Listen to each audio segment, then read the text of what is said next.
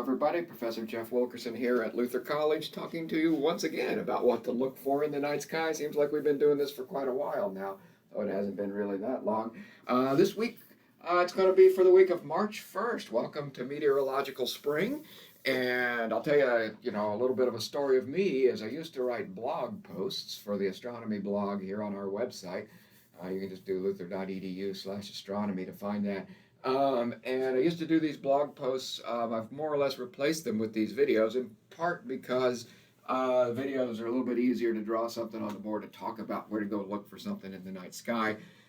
In part, they're just a little bit faster to do. But I'll tell you, I miss writing those things. Maybe I'll get back and try to write a blog post here sometime soon. I guess I'm old. I'd rather write than shoot video. But the very first blog post I wrote was about all the different ways that I measure the changes of the seasons and the coming of spring. So when it's deep in the winter and I'm looking forward to something changing a little bit, all these different markers that I use to think about the sort of sinusoidal, sign-like changes of various aspects, daylight, temperature, whatever. But meteorological spring is one of them, and here we are, March 1st. Welcome to that. And we're going to return to, so you go read that very first blog post I ever did out there from, I don't know, probably 7 years ago now, and a long time ago, about this time of year, maybe a little bit earlier. And you can find that there. And I'm going to send you back to look at all of the videos we shot. Take notes. Go in. Watch them all. Take careful notes. Cross-reference. And then rewatch them. Why not? You've got hours. You can do this sort of thing. And so, because we're going to refer back to all of these. And a few weeks ago, probably more than that now, we told you to look in the morning sky at the summer triangle. So thinking about these changes of seasons, that's one of the things we do here, is we think about the rolling of the seasons as things just move along. And we said, in the morning sky, when you look east, just as it's starting to get light, just before the sun starts to wash out the stars in the east, whenever that happens to be for you, it still works pretty well for me at 6 o'clock, but it's getting lighter all the time. And so you look to the east and you see Vega up relatively high, then Deneb, and then Altair down to the south. And you can see the entirety of the summer triangle climbing into the sky. That's another marker of the changing of the seasons. We're really rolling here to see the summer triangle in the eastern sky. And we talked about that a few weeks ago. So you go back and you look at that and think about that a little bit. And one of the things that we want to look for this week, the week of March 1st, particularly the second half of the week, is what we're talking about here, is to see, if you go back and you look at when we talked about the Great Conjunction, I think that was the video that we talked about, the so-called Great Conjunction of Jupiter and Saturn last December. We talked about how Jupiter and Saturn were going to move to pop out into the morning sky, and we walked you forward through some of the weeks. Maybe that was may have been a completely different week. You're gonna have to watch all these videos. I envy you have that opportunity. I would watch them if I could, but I'm just not allowed. Anyway, we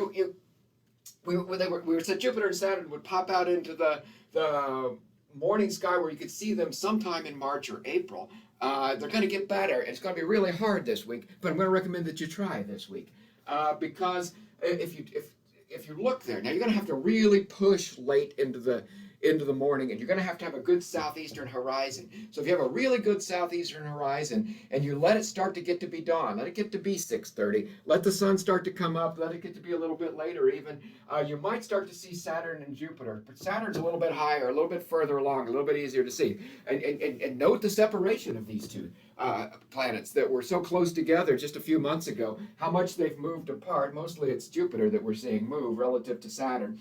And they're starting to crawl into the morning sky, and you can see them in the glow of the sun. Binoculars might help with this because the glow of the sun is going to start to be daylight. It's going to start to wash us out. It really helps that Jupiter's so bright.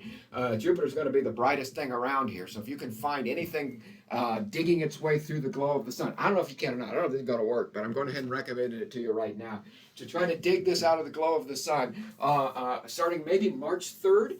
March 4th and March 5th in the early morning sky. Because as we get into March 4th and March 5th, what's happening is Jupiter. So we had the so-called Great Conjunction of Jupiter and Saturn, and then I think I directed you to something, I don't know what I called, again, I'm not allowed to go back and look to see this, but you have to go back and look to see this too, the really pretty good conjunction of Mars and Uranus. We talked about that a couple of months ago, maybe, or a month ago. And so we had this other really pretty good conjunction. So I don't know what's left to call this one that we're going to have this week. Let's call it, it's a conjunction, huh? We're having it's a conjunction, huh? Conjunction of Jupiter and Mercury. Okay, so on the mornings of the 4th and the 5th, Jupiter and Mercury are going to be particularly close together. And every day, every single stinking day, Jupiter is getting further away from the sun and a little bit easier to see in the morning. So you want to push this as late as you can. Try on the 3rd if it's clear. Try on the 4th. Try on the 5th. Try on the 6th. Try on the 7th. Just keep trying to find. I'm pointing at February, but oh well. Just keep trying to find Jupiter and Saturn in the glow of the sky. And one of the times you're going to find it. Maybe you'll find it on the 4th and the 5th. And if you take your binoculars and you look at Jupiter, if you can see that bright object, you might be able to pull Mercury out of the glow too. Look just down here to the left of Jupiter in your binocular field of view. Pretty darn close. If you had a telescope, you could see it in the telescope field of view for sure.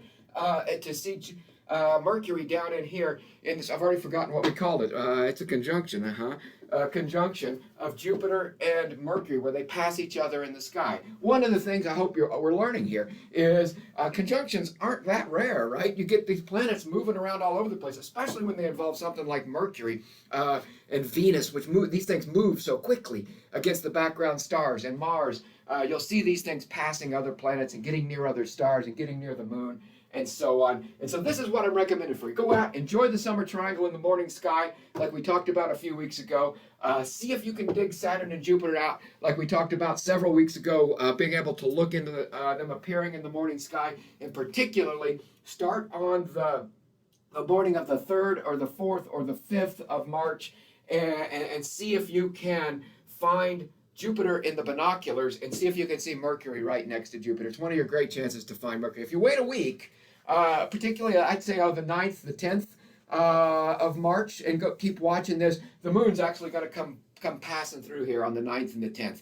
So you'll see the very slender waning crescent moon early in the morning here.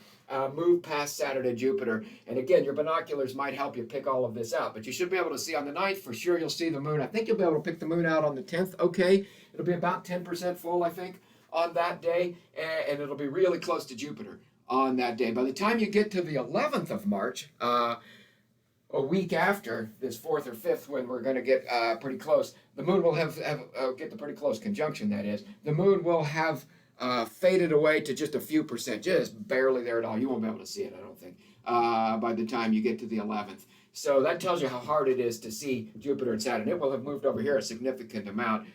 Jupiter's rising now. Jupiter and Saturn both are rising somewhere in the neighborhood of an hour before the sun, maybe a little more than an hour before the sun, but that places them still in the glow of the sun, so it's pretty hard to see these things. So you got a lot to think about here. You got the coming of the summer triangle, so we're starting to see the summer stars pop up in the early morning sky as we make this seasonal transition. Think about how much Jupiter has moved relative to Saturn since we looked at it last winter in December. And think about, again, another conjunction, our 3rd conjunction that we've talked about in just a couple of months with Jupiter and Mercury here right now. And think about the moon entering this region, moving through this area a week from now. And everything's great. Get out there and enjoy the morning sky. I hope you have clear skies, and I hope you have warming weather, and everything looks good. If you're in the southern hemisphere, I hope you have nice cooling weather for you as you move along. And enjoy the morning sky, enjoy the night sky, and we'll have something more for you to look at next week. Thanks, everybody.